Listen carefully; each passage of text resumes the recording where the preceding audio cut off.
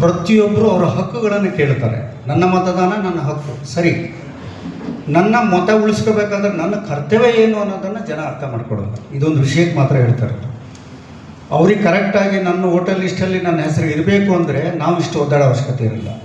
But ಯಾರೂ ಬರೋಲ್ಲ, phone ಮಾಡಿದ್ರು ಬರೋಲ್ಲ, ಮನೆಗೆ ಹೋದ್ರು ಬರೋಲ್ಲ. ಮೂರು ಸರಿ ಸರ್ ನಮ್ಮ ಬಿ ಎಲ್ ಒಗಳು ಪ್ರತಿ ಮನೆಗೆ ಹೋಗಿದ್ದಾರೆ, ಚೀಟಿ ಅಂಟಿಸಿದ್ದಾರೆ, ಮೂರು ಸರಿ ಸೇನೆಗೆ ಬಂದಿದ್ದಾರೆ. ಆದರೂ ಜನರಲ್ಲಿ ಎಲ್ಲೋ ಒಂದು ಕಡೆ ಎಲ್ಲಿಗೆ ಹೋಗುತ್ತೆ ನನ್ನ ಓಟು, ಅಷ್ಟು ಸುಲಭಕ್ಕೆ ಹೆಂಗೆ ತೆಗಿತಾರೆ ಅನ್ನೋ ಒಂದು, ಅಂದರೆ ಈ ದೇಶದಲ್ಲಿ ಅಂಬೇಡ್ಕರ್ ಕಟ್ಟಿದಂಥ ಸಂವಿಧಾನದ ಹಕ್ಕಿನ ಮೇಲೆ ಅವ್ರ ನಂಬಿಕೆ ಇದೆ. ಏನು ಯಾವತ್ತಿದ್ರೂ ನನ್ನ ಮತದಾನ ಹಕ್ಕನ್ನು ಯಾರೂ ಕಿತ್ಕೊಳ್ಳೋಕ್ಕಾಗಲ್ಲ, ನಾನು ಎಲ್ಲಿ ಬೇಕಾದ್ರೂ ಘೋಷಣೆ ಮಾಡ್ಬೋದು ಅನ್ನೋದು ಇದ್ದವರು ಅವ್ರ ಕೆಲಸ ನೋಡ್ಕೊತಾರೆ. ಆದರೂ ಸಹ ಮಾಧ್ಯಮದವರಲ್ಲೂ ಕೇಳ್ಕೊಳ್ತಾ ಇದ್ದೀನಿ, ನಾವು ಎಷ್ಟು ದಿವಸ ಅಂತ ಮನೆ ಮನೆ ಬಾಗಿಲಿಗೆ ಹೋಗೋಕ್ಕಾಗುತ್ತೆ? ನಮ್ಮ ಬಿ ಎಲ್ ಒಗಳು ಇವತ್ತು ಬಿ ಎಲ್ ಒಗಳು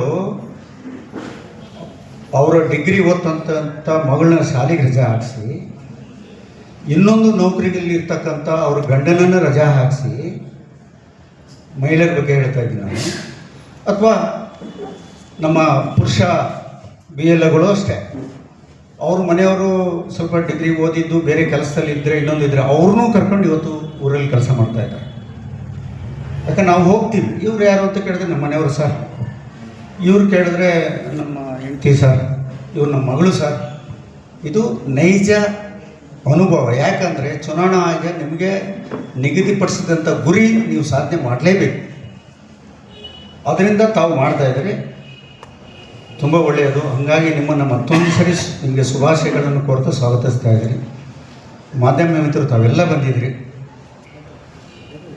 ದಯಮಾಡಿ ಈ ಎಸ್ಐ ವಿಚಾರದಲ್ಲಿ ತಾವು ಜನರಿಗೆ ಒಂದು ತಿಳುವಳಿಕೆಯನ್ನು ನೀಡಬೇಕು, ಅರಿವು ಮೂಡಿಸಬೇಕು. ಸನ್ಮಾನ್ಯ ಕರ್ನಾಟಕದ ಮುಖ್ಯಮಂತ್ರಿಗಳಾದಂಥ ಸನ್ಮಾನ್ಯ ಶ್ರೀ ಡಿ ಕೆ ಶಿವಕುಮಾರ್ ಅವರ ಒಂದು ಆದೇಶವನ್ನು ಪಾಸ್ ಮಾಡ್ತಾರೆ. ಏನಂತ, ಯಾರಿಗೆ ಮತದಾನದ ಹಕ್ಕಿಲ್ವೋ ಅವರಿಗೆ ನಮ್ಮ ಸರ್ಕಾರದ ಗ್ಯಾರಂಟಿ ಸಿಗೋದಿಲ್ಲ. ಇವತ್ತು ಮೆಸ್ಕಾಂನವರು ಈ ಗೃಹ ಜ್ಯೋತಿ ವಿಚಾರದಲ್ಲಿ ಸರ್ವೆ ಮಾಡ್ತಾ ಇದ್ದಾರೆ. ನೀವು ನೋಡ್ಬೋದು, ಹಲಸಿನ ಮರ, ಮಾವಿನ ಮರ ಕೆಳಗೆಲ್ಲ ಜನ ಬಂದು ಕೊಡ್ತಾ ಇದ್ದಾರೆ ಅವ್ರ ಮೀಟರ್ ನಂಬರ್ನ. ಅಂದರೆ ಎಲ್ಲಿ ನಮಗೆ ಸಿಗ್ತಕ್ಕಂಥ ಉಚಿತ ವಿದ್ಯುತ್ ಹೋಗ್ಬಿಡುತ್ತು ಅಂತ. ಗೃಹಲಕ್ಷ್ಮಿ ವಿಚಾರದಲ್ಲೂ ಹೇಳಿದ್ದಾರೆ, ಯಾವ ಸೊಸೈಟಿನೂ ಪುರ್ಸೋತಿಲ್ಲ, ಅಕ್ಕಿ ಪಕ್ಕಿ ಕೊಡ್ದಿದ್ರು ಅಡ್ಡಿಲ್ಲ ಮರ, ನಮ್ಮದು ಹೆಸರು ಕರೆಕ್ಟ್ ಮಾಡಿರಿ ನೀವು. ಅಂದರೆ ಅರ್ಥ ಆಯ್ತಾ, ನಮ್ಮ ಹಕ್ಕುಗಳಿಗೆ ಎಲ್ಲಿ ತುಚಿ ಆಗ್ಬಿಡುತ್ತೋ ಅಂಥೇಳಿ ಮಾಡ್ತಾಯಿದ್ರು. ಆದರೆ ಎಸ್ ಐ ವಿಚಾರದಲ್ಲಿ, SIR ವಿಚಾರದಲ್ಲಿ ನಾವು ನೋಡ್ದಂಗೆ ಮಾಧ್ಯಮ ಮಿತ್ರರೇ, ನಮ್ಮ ಬಿ ಎಲ್ ಎಗಳು ಅಂದರೆ ರಾಜಕೀಯ ಪಕ್ಷದವರು ತುಂಬ ಸಹಕಾರ ಮಾಡ್ತಾಯಿದ್ದಾರೆ. ಬಟ್ ಜನನೇ ಬರಲ್ಲ. ಅದೇ ಹೆಂಗೆ ನಾನು ಓಟ್ ಕ್ಯಾನ್ಸಲ್ ಮಾಡ್ತಾರೆ ನೋಡ್ತೀನಿ ಅನ್ನೋ ಒಂದಿಷ್ಟು ಜನ. ಅದಕ್ಕಾಗಿ ತಾವು ಮಾಧ್ಯಮ ಮಿತ್ರರು ಜನರಿಗೆ ಒಂದು ಅರಿವು ಮೂಡಿಸೋಕ್ಕಂಥ ಸಂದೇಶವನ್ನು ಕೊಡಬೇಕು ಅಂತ ಹೇಳ್ತಾ, ಈಗ ನಮ್ಮ ನಗರಕ್ಕೆ ಸಂಬಂಧಿಸಿದಂತೆ ಸಾಗರ ನಗರಸಭೆ ವ್ಯಾಪ್ತಿಯಲ್ಲಿ ಒಟ್ಟು 50,936 ಮತದಾರರಿದ್ದಾರೆ. ಇದರಲ್ಲಿ ನಾವು ಆಲ್ರೆಡಿ 7,639 ಜನ ನಮ್ಮ ಹತ್ರ ಬರಲೇ ಇಲ್ಲ. ನಮ್ಮ ಓಟ್ ಇದೆಯೋ ಇಲ್ವೋ ಅಂತೇಳಿ ಯಾರೂ ಬಂದಿಲ್ಲ. ಮನೆಗೆ ಹೋದರೆ ಬೀಗ ಇಲ್ಲ, ನನ್ನ ಮಗ ಬೆಂಗಳೂರಾಗಿದ್ದಾನೆ, ಅವನು ಬರಬೇಕು, ಈ ಥರದ್ದು ಮಾತನ್ನು ನಮ್ಮ ಬಿ ಎಲ್ ಒಗಳು ಕೇಳಿದ್ದಾರೆ. ನಾವು ಯಾವ ಮಟ್ಟದಲ್ಲಿ ಮಾಡ್ತಾಯಿದ್ದೀವಿ ಅಂದರೆ, ನಮ್ಮ ಬಿ ಎಲ್ ಒಗಳು ಯಾವ ಥರ ಮಾಡ್ತಾಯಿದ್ದಾರೆ ಅಂದರೆ 3 ಹಂತದಲ್ಲಿ ಮಾಡ್ತಾರೆ. ಒಂದು, ಮತದಾರ ಪಟ್ಟಿಯಲ್ಲಿ ಇರ್ತಕ್ಕಂಥ ಈ ಏನು 50,936 ಜನರಿಗೆ ಸುಮಾರು 90% ಅವರವ್ರ ಮನೆಗೆ ಏನು ಮತದಾರರ ಪಟ್ಟಿಯಲ್ಲಿ ಮತದಾರರ ಸಮಗ್ರ ಪರಿಶೀಲನೆ ಅಂತ ಏನಿದೆ, ಇದಕ್ಕೆ ಸಂಬಂಧ ಫಾರ್ಮನ್ನು ಮುಟ್ಟಿಸಿದ್ದಾರೆ ಎಲ್ಲರೂ. ಇದರಲ್ಲಿ ಒಂದು 10% ಜನ ಆ ಫಾರ್ಮ್ ತಗೊಂಡವರು ವಾಪಸ್ಸೇ ತಂದಿಲ್ಲ. ಈಗ ಏನು 7,639 ಜನ ಉಳಿದಿದ್ದಾರೆ. ನಾವು ಯಾರು ಮರಣವಾಗಿದ್ದಾರೆ, ಶಿಫ್ಟ್ ಆಗಿದ್ದಾರೆ ಅದನ್ನು ಗೊತ್ತಿದ್ದನ್ನೆಲ್ಲ ನಾವು ಕ್ಯಾನ್ಸಲ್ ಮಾಡಿಬಿಟ್ಟಿದ್ವಿ. ಆದರೆ ಈ 7,000 ಜನ ಏನಿದ್ದಾರೆ ಆಲ್ರೆಡಿ ಮತದಾರರ ಪಟ್ಟಿಯಲ್ಲಿ ಇದ್ದಾರೆ ಅವರು.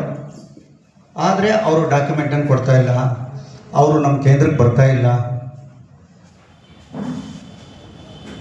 ಇದಕ್ಕೆ ನಾವೇನು ಮಾಡಬೇಕು ಅಂದರೆ BLOಗಳು ಒದ್ದಾಡ್ತಾ ಇದ್ದಾರೆ, ಮನೆ ಮನೆಗೆ ಹೋಗ್ತಾರೆ, ಮಾಡ್ತಾರೆ. ಏನು ಮಾಡಿದರೂ ಜನ ಮಾಹಿತಿ ಕೊಡಲ್ಲ. ಪಕ್ಕದ ಮನೆ ಮಾಹಿತಿ ಪಕ್ಕದವ್ರು ಕೊಡಲ್ಲ.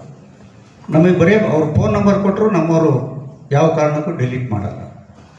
SIR ಏನಿದೆ ಇಡೀ ದೇಶದಲ್ಲಿ ಸಮಗ್ರ ಮತದಾರ ಪಟ್ಟಿಯ ಪರಿಷ್ಕರಣೆಯ ಉದ್ದೇಶನೇ ಯಾರು ನಿಜವಾದ ಮತದಾರ ಇದ್ದಾನೆ ಅವನ ಹಕ್ಕನ್ನು ಕಸ್ಕೋಬಾರ್ದು, ಅವನನ್ನು ಮತದಾರನಾಗಿ ಉಳಿಸ್ಕೋಬೇಕು ಅನ್ನೋದೇ ಉದ್ದೇಶ. ಬಿಟ್ಟರೆ ಇಲ್ಲಿ ನಾವು ನನ್ನ BLO ಇಂದ ಹಿಡಿದು AC ಸಾಹೇಬ್ರವರೆಗೂ ನಾವು ಯಾರೂ ಸಹ ಕಾಟಾಚಾರ ಕೂತ್ಕೊಂಡು 400 ಜನ ಬಂದರು ಇನ್ನು 30 ಜನ ಬಂದಿಲ್ಲ ಅಂತೇಳಿ ನಾವು ರಿಜೆಕ್ಟ್ ಮಾಡೋ ಪರಿಸ್ಥಿತಿಯಲ್ಲಂತೂ ನಾವು ಯಾರೂ ಇಲ್ಲ.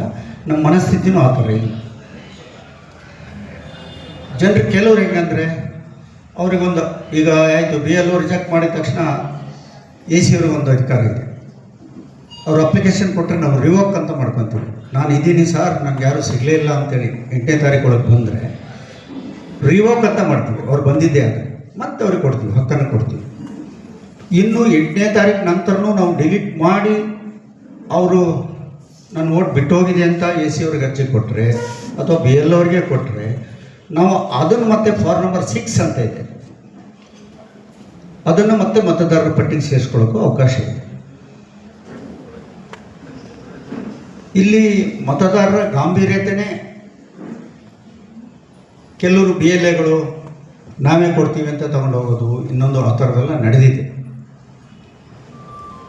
ಈಗ ನಮ್ಮ ಸಾಗರಕ್ಕೆ ಹೇಳ್ಬೇಕಂದ್ರೆ ನಾವು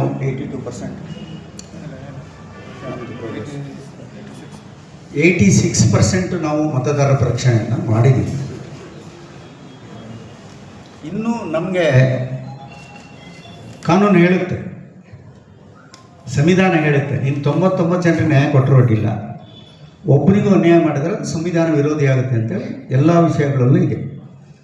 ನೀವು 99 ಜನರಿಗೆ ನ್ಯಾಯ ಕೊಟ್ಟಿದ್ದೀರಿ, ಆದರೆ ಇವ್ರಿಗೆ ಯಾಕೆ ಕೊಟ್ಟಿಲ್ಲ ಅಂತ ಕೇಳುವಂಥ ವ್ಯವಸ್ಥೆ ಇದೆ. ನಮ್ಮ ಚುನಾವಣಾ ಆಯೋಗ, ನಮ್ಮ BLOಗಳು, ನಮ್ಮ ತಾಲೂಕು ಆಡಳಿತ ಅದನ್ನು ಯೋಚನೆ ಮಾಡ್ತಾ ಇದೆ. ನಾವು ಸುಮ್ಮನೆ ಯಾರನ್ನೋ ಡಿಲೀಟ್ ಮಾಡಿಬಿಡೋದು, ಕಾನೂನಿಗೆ ಅವಕಾಶ ಇದೆ ನಾಳೆ ಬರ್ರಿ ಅನ್ನೋದಕ್ಕೆಲ್ಲ ಇಲ್ಲ. ನಾವು ಆ ಮನಸ್ಥಿತಿಯನ್ನು ನಾವು ಹೊಂದಿಲ್ಲ. ನಮ್ಮ ಮನಸ್ಥಿತಿ ಏನು, ನಮ್ಮ ಲೆವೆಲಲ್ಲೇ 8ನೇ ತಾರೀಕು ಒಳಗಡೆ ನಾವು ಮಿನಿಮಮ್ 96-97% ಜನರನ್ನು ಮತದಾರರ ಪಟ್ಟಿಯೊಳಗೆ ತರಬೇಕು ಅನ್ನೋದೇ ನಮ್ಮ ಉದ್ದೇಶ. ನಮ್ಮ BLOಗಳು ಆ ಥರದಲ್ಲೇ ಎಲ್ಲರೂ ಕೆಲಸ ಮಾಡ್ತಾ ಇದ್ದಾರೆ. ನಾನು ಮಾಧ್ಯಮದವ್ರಿಗೆ ಕೇಳೋದಿಷ್ಟೇ, ಈ ವಿಚಾರದಲ್ಲಿ